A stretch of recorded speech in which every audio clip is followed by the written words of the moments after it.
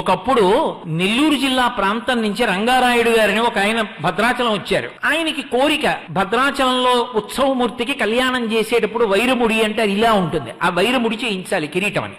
ఎలా? పాపం ఆయన దగ్గర డబ్బు లేదు, వైరముడి చేయించాలని కోరిక. ఆయన రోజు రామ రామ రామ రామ రామ రామ రామ అని రామచంద్రమూర్తితో ప్రార్థన చేసుకు పడుకునేవాడు. సీతారామ కళ్యాణం దగ్గరికి వచ్చేస్తోంది, కొన్ని నెలల్లోకి వచ్చేసింది. రామచంద్రమూర్తి కల్లో సాక్షాత్కరించారు. బెంగ పెట్టుకోకోయ్, నీకు మీ తండ్రి గారు ఇచ్చినటువంటి ఇంట్లో మధ్య గది తవ్వు, అక్కడ 6 మణులు ఉంటాయి, ఆ 6 మణులు తీసి నాకు వైరముడి చేయించన్నారు. ఆయన తిన్నగా వెళ్లి వాళ్ళ తండ్రి గారు ఇచ్చినటువంటి ఇంటి మధ్య గది తవ్వించారు. 6 మణులు దొరికాయి. 6 మణులతో వైరముడి చేశారు.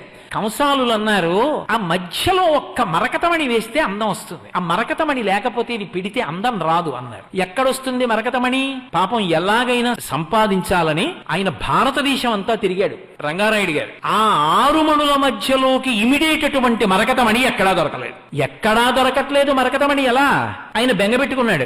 రామచంద్రమూర్తి యొక్క ఆజ్ఞ, ఒక వారకాంత దక్షిణ దేశం నుంచి వచ్చి అయ్యా, ఎప్పటి నుంచో నా చేతికి ఉంగరం ఉంది, నాకు రాముడు చెప్పాడు ఇందులో మరకతమణి ఉంది, మీరు వైరముడి చేయించారట, తెల్లవారితే శ్రీరామనవమి, ఈ మరకతమణి ఆ కిరీటానికి సరిపోతుందని నన్ను పంపించాడు, సరిపోతుందని ఆయన అన్నాడు కాబట్టి సరిపోతుంది, తీసుకోండని ఉంగరం ఇచ్చింది. కంసాలుల్ని పిలిపించి ఉంగరంలో మరకతమణి తీసి వైరముడిలో వేశారు. ఖచ్చితంగా సరిపోయింది.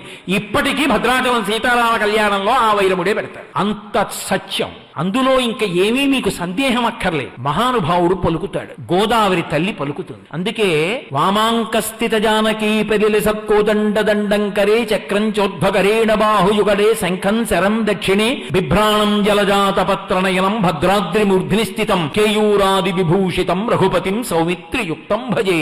ఆ రామచంద్ర ప్రభువే భద్రాచలంలో విలిసి ఉన్నాడు అని స్పష్టంగా శంకర భగవత్పాదాచార్య స్వామి వారు తన ప్రార్థనా శ్లోకంలో ఆవిష్కరించి ఉన్నారు.